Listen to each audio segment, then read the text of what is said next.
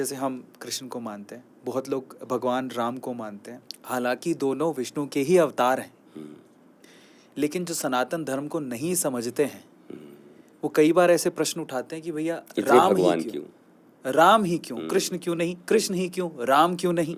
और कोशिश करते हैं, जैसे हिंदुओं में होता है जनरली कि आपस में जात जात करके लड़ाने की कोशिश होती है, वैसे भगवानों में भी कि तुम शिव जी के भक्त हो, तुम राम के भक्त हो, तुम कृष्ण के भक्त हो। तो ऐसे करके कई बार भक्तों को आपस में लड़ाने की कोशिश की जाती है। जो ना समझ होते हैं वो लड़ते हैं, लेकिन जो समझते हैं वो तो जानते हैं कि सब एक ही हैं। इस पे आपके क्या विचार है? भगवान एक हैं तो यहाँ इतने भगवान क्यों? कण कण में हैं, लोग स्वीकार नहीं कर पाते जी। मैंने वो गेहूं के माध्यम से आपको बताने का प्रयत्न किया जी कि सब यहाँ कण कण में हैं। और जो लोग ये कहते हैं कि जर्रे जर्रे में उसका नूर है, सभी लोग कहते हैं ना, वो इस भाषा में कहते हैं, कोई इंग्लिश में कहता है। तो अगर वो जर्रे जर्रे में है तो मूर्ति में क्यों नहीं है? सत्य। मूर्ति जर्रे से बाहर है क्या? नहीं।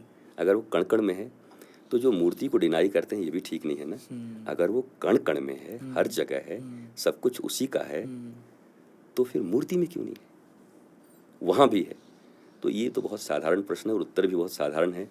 पता नहीं क्यों नहीं समझना चाहते लोग और क्यों इस पर विवाद करते हैं। अब राम और कृष्ण के बारे में समझ लीजिए। देखिए, दो के बारे में तो मैं जरूर कह सकता हूँ कि राम कृष्ण दो एक हैं, अंतर नहीं निमेष, उनके नयन गंभीर हैं, इनके चपल विशेष। हमारे वृंदावन वाले के थोड़े चपल नयन हैं, वो देखते रहते हैं और थोड़े गंभीर हैं, मर्यादा पुरुषोत्तम है। अब भगवान कंप्लीट हैं, भगवान कभी अपूर्ण नहीं आते, लेकिन युग के अनुसार उनको बार बार आना पड़ता है, आना भी चाहिए।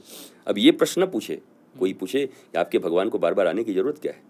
हमारे यहाँ तो मैसेंजर को भेज देते हैं, हमारे यहाँ तो किसी को भेज देते हैं। तो इसका जवाब अकबर और बीरबल ने बहुत अच्छा दिया था। बीरबल ने, अकबर के साथ वो यमुना जी की सैर हो रही थी नाव पर। अकबर का बेटा बहुत छोटा था, अचानक उठा करके वैसा ही एक पुतला बना करके बीरबल रखा हुआ था, उसने फेंक दिया और अकबर ने आओ देखा न था और कूद गए यमुना जी में और बोले तू पागल हो गया है, अभी आज तुझे फांसी चढ़ाता हूँ। कहा ये तो नकली था। तो नकली तू क्यों फेंका? तो उसने पूछा कि आपने मुझसे एक प्रश्न पूछा था कि तुम्हारे भगवान बार बार क्यों आते, क्यों नहीं मैसेंजर को भेज देते, क्यों नहीं अपने लोगों को भेज देते? आपके पास हजारों सैनिक साथ थे, गोताखोर साथ थे, सारे लोग साथ थे, आपका बच्चा गया तो आप ही क्यों कूद गए? गोताखोरों को क्यों नहीं बोला? अरे बोला मेरा जिगर का टुकड़ा है, मैं खुद बचाऊंगा।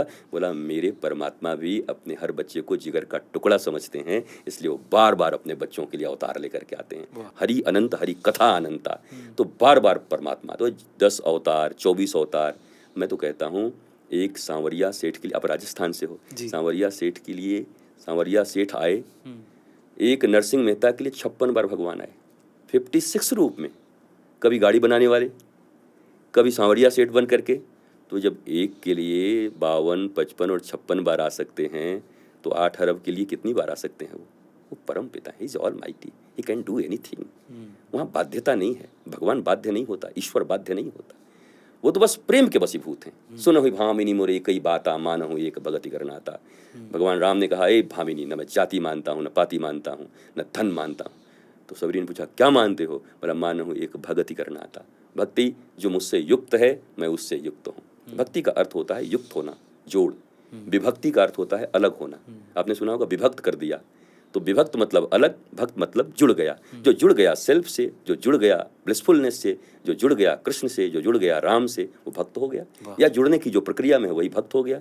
भक्ति भी बड़ी सहज है, बहुत सरल है, इसमें बहुत सारे नियम कानून नहीं होते, बस उनसे प्रेम हो गया। मेरे गुरुदेव कहा करते, love can control everything, love can control anything. Love कुछ भी कर सकता है, प्रेम ही परमात्मा है। और आज सबसे ज्यादा जरूरत परमात्मा की है, क्योंकि प्रेम का ही अभाव है। नफरत है, हिंसा है, तकलीफें हैं, ईर्ष्या है, सबसे ज्यादा जरूरत प्रेम की है। तो राम की जरूरत आज से ज्यादा कभी हो नहीं सकती थी।